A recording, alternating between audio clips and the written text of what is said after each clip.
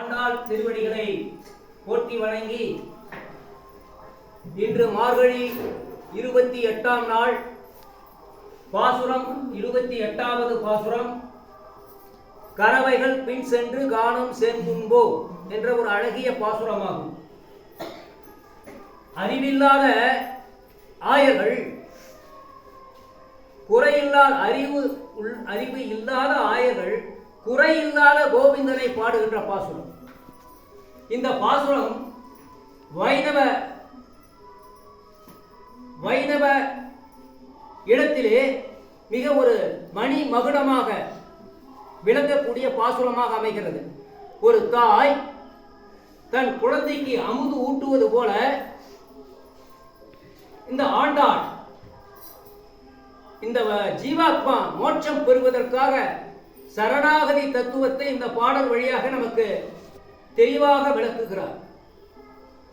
முதலிஞ்சர் ராஜாஜிக்கு கூட குறை ஒன்றும் இல்லை மறைமூர்த்தி கண்ணா என்ற பாடலை எழுதுவதற்கு தூண்டுகோலாய் அமைந்தது இந்த பாசுரம்.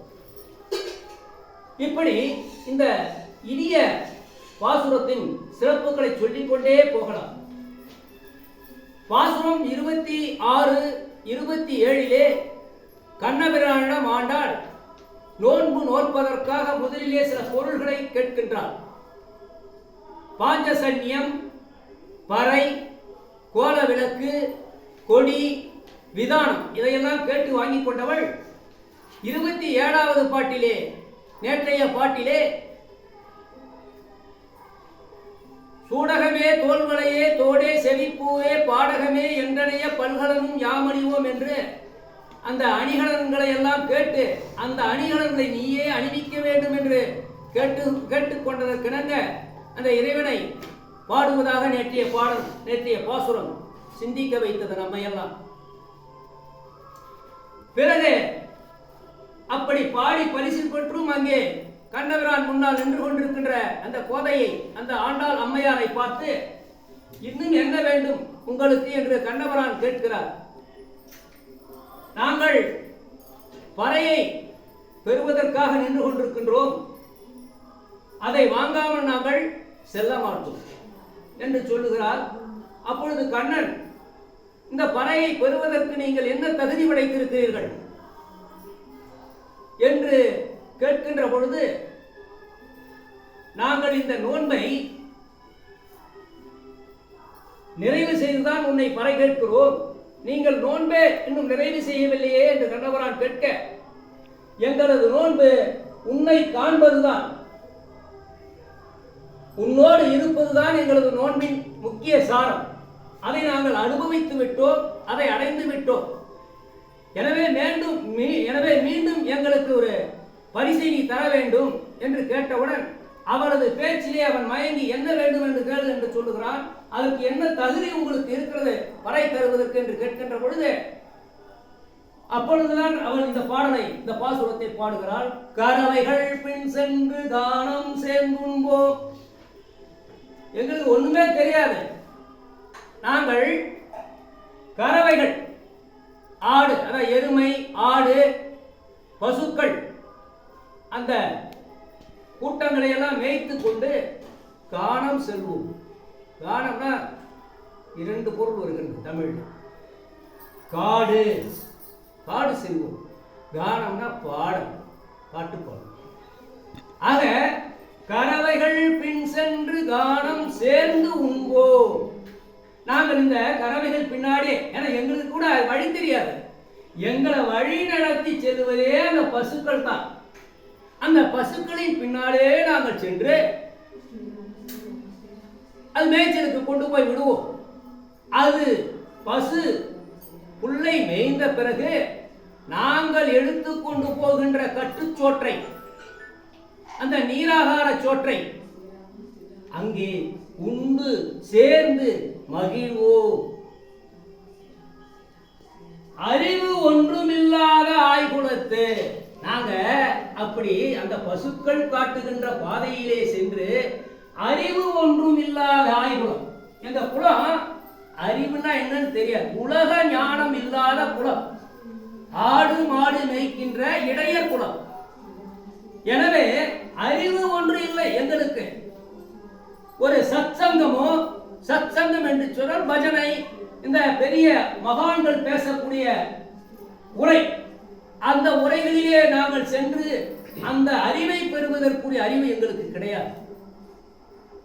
ஆச்சாரியன் எவராவது எங்களுக்கு தொடர்பு இருக்கிறது என்று நினைத்து பார்த்தோமானாலும் கூட எந்த ஆசாரியனும் எங்களுக்கு தொடர்பு இல்லை. எனவே இந்த ஆசாரியார் தொடர்பும் இந்த சத்சங்க தொடர்பு இல்லாத, உலக அறிவே இல்லாத ஒரு ஆயர் குல மக்கள், ஆடு மாடு மேய்க்கின்றவர்கள், எங்களை போய் என்ன வைத்திருக்கிறாய் என்று கேட்கிறாயே. இந்த அறிவு ஒன்றுமில்லாத ஆய்குலத்து தாயுமான சுவாமிகள் ஒன்று சொல்வார், ஒரு பாடலிலே சொல்லுவார், கல்லாதவர்களே நல்லவர்கள் நல்லவர்கள் என்று பாடுவார். பட்டுக்கோட்டை அழகிரி இந்த திரைப்படத்தில் சொல்லுவார், படித்தவன் கூறு போடுகிறான், படிக்காதவன் சோறு போடுகிறான். என்ன அற்புதமான வரிகள். ஆக கல்லாதவர்களே நல்லவர்கள் நல்லவர்கள் என சூட்சுமம் அறியாதவர்கள், எந்த பாவ புண்ணியங்களை செய்ய துணியாதவர்கள். அதனால தான் தாயுமான சுவாமிகள் அப்படி அந்த ஒரு அற்புதமான வரியை, படிக்காதவர்களாக இருந்தால்தான் அவர்கள் தான் நல்லவர்கள் நல்லவர்கள் என்று சொல்லுகிறார். இப்படி இந்த ஆயர்குல மக்கள் ஒரு அறிவும் பெறாத நல்லவர்களாக அந்த இருக்கிற நல்லவர்களாக இருக்கிற தகுதிதான் அவர்களுக்கு இருக்கிறது. அறிவு ஒன்றும் இல்லாத ஆய்குலத்து உந்தன்னை பிறவி பெருந்தனை புண்ணியம் யாமுடையோ. ஆனா நாங்க தெரிந்தோ தெரியாமலோ ஒரு பெரிய புண்ணியத்தை செய்திருக்கோம். அது எங்களுக்கு நான் தெரிந்து செய்ததாக இல்லை. என்ன புண்ணியம் தெரியுமா?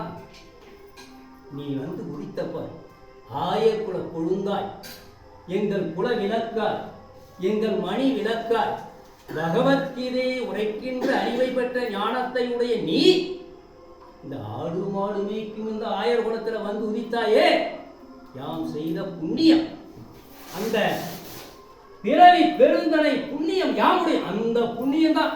அந்த புண்ணியத்தை தவிர எங்ககிட்ட எதுவுமே இல்லையே. அந்த புண்ணியத்தை நாங்கள் பெற்றது உன்னை நினைந்தே.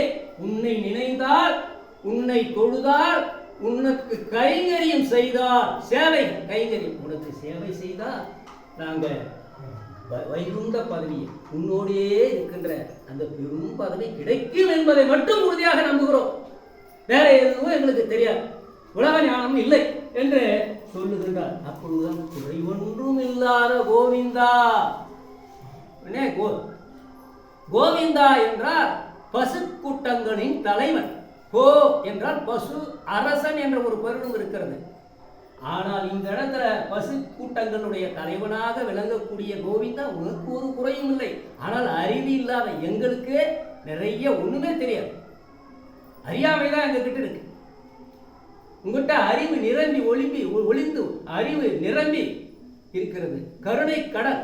இந்த அறியாமை என்ற பள்ளத்துலனாக வீழ்ந்து கிடக்கிறோம். நீ கருணை என்ற பெருமையா, இந்த கருணை என்ற அந்த உயர்வால் இந்த பள்ளமாகிய அறியாமையை மூடி சமப்படுத்து. உன் கருணைக்கு எங்கள் அறியாமை நேராகிவிட்டது என்று இந்த ஆயர் குலத்து சார்பாக ஆண்டாள் குறை ஒன்றும் இல்லை கோவிந்தா என்று சொல்லுகிறாள் என்று சொன்னால், அப்ப கண்ணனுக்கு ஏதோ ஒரு குறை இருந்திருக்கிறது என்று ஒரு பொருள் அல்லவா? இந்த கண்ணன் ராம அவதாரத்திலே இந்திரன் சில நிகழ்வுகளில் ராமனை புறக்கணிக்கின்ற ஒரு வருத்தம் அந்த அவதாரத்திலே தொடர்கள்.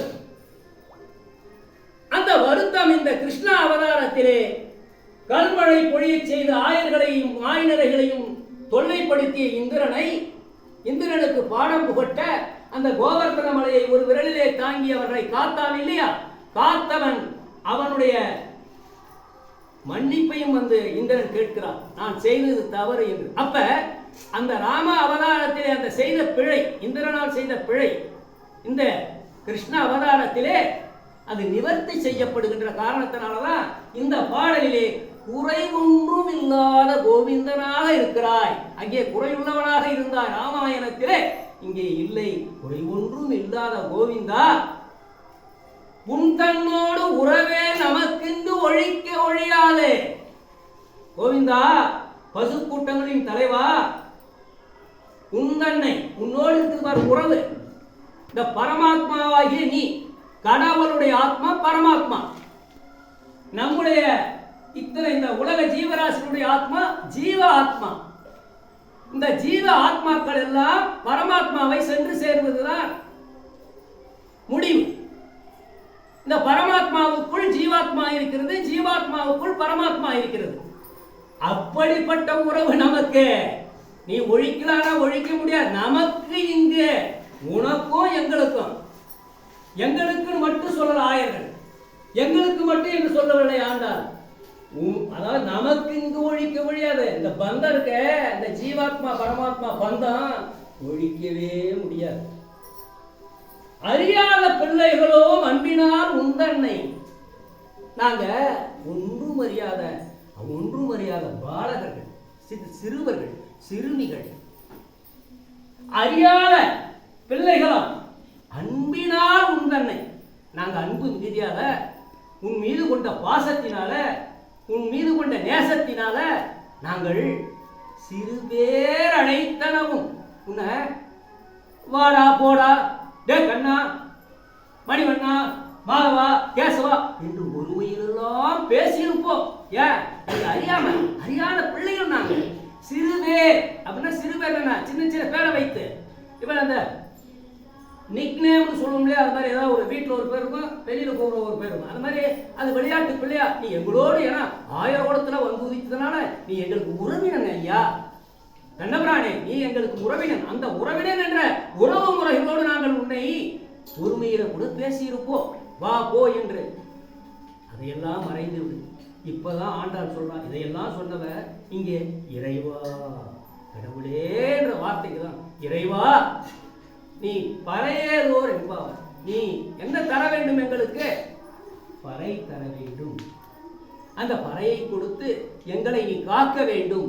அதுதான் நாங்கள் இன்று வேண்டுகின்ற இந்த பாசுரத்தினுடைய நோக்கம், தத்துவ, அதாவது சரணாகதி தத்துவம்.